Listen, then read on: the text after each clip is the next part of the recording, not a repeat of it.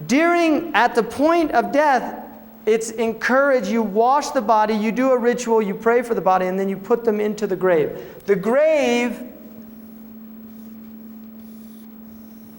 this is shoulder length. And then there's what's called a lahad, where you put the body. There's not supposed to be any coffin. It's wrapped in a white gown, white seamless garment like the one that men wear on the Hajj. Both women and females, males and females are placed into this. You're placed into your grave facing Mecca. And then when they place them in the grave, everybody throws dust. The whole community who goes to the funeral partakes in this. They all throw dust and they recite a verse of the Quran. From dust we created you, from dust we return you, and from dust we will bring you forth again. And then it is believed that the beginning of the next stage, this is the barzakh stage, right? We've got these 5 stages. The next stage begins. In the barzakh, there are angels that come. 2 angels, Munkar and Nakir. These angels are very frightening. They're very powerful. They have voices like thunder. And they ask a person, who is your Lord? What is your deen, your religion, your way? And who is your prophet?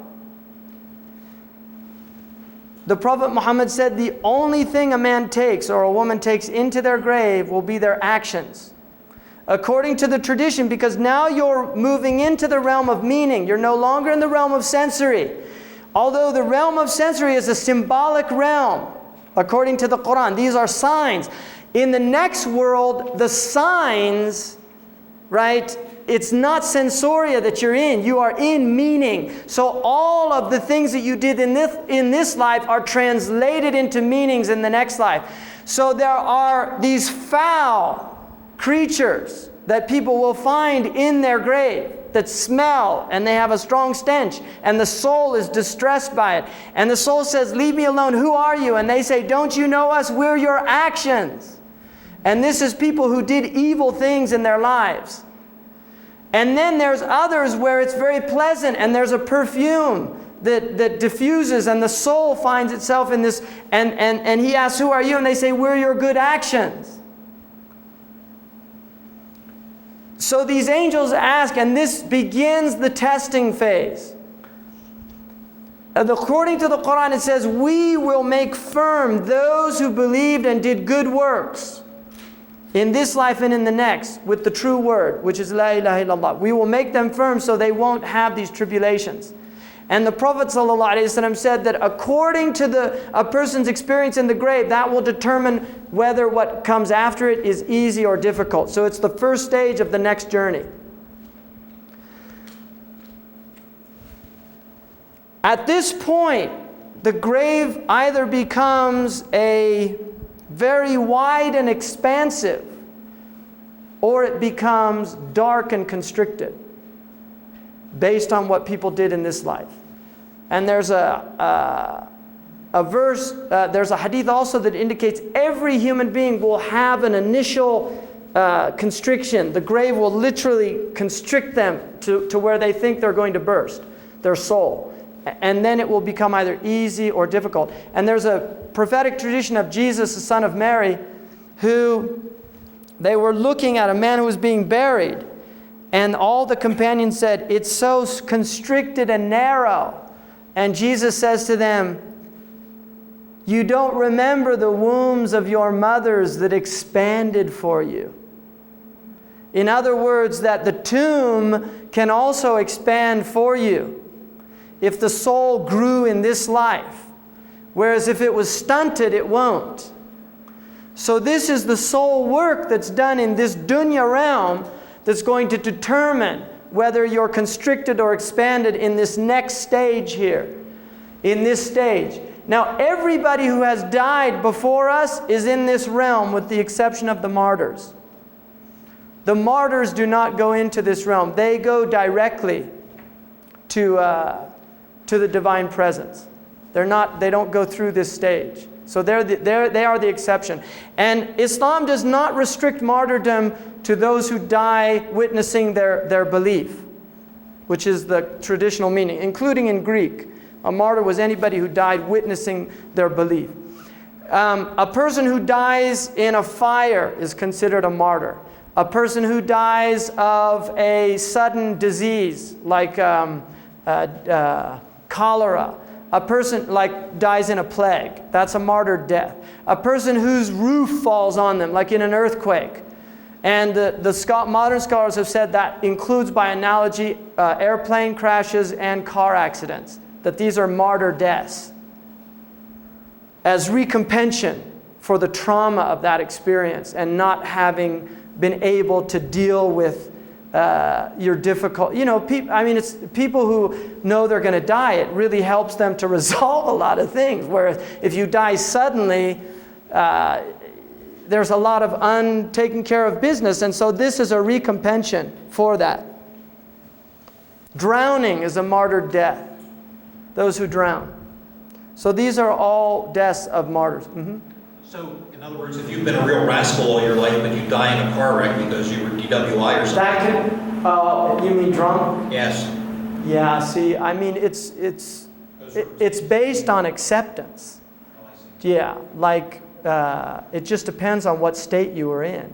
Because people who can die, that's the assumption of the community is it's a martyr's death. But that is not an absolute, including people who die on the battlefield.